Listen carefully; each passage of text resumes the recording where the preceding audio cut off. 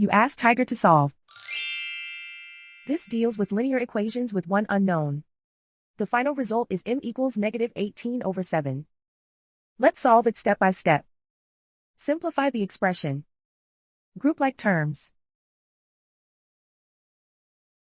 Simplify the arithmetic. Group all constants on the right side of the equation. Subtract 18 from both sides. Simplify the arithmetic.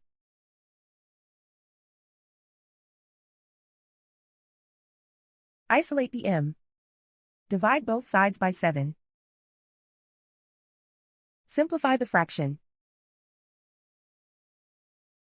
And so the final result is m equals -18/7.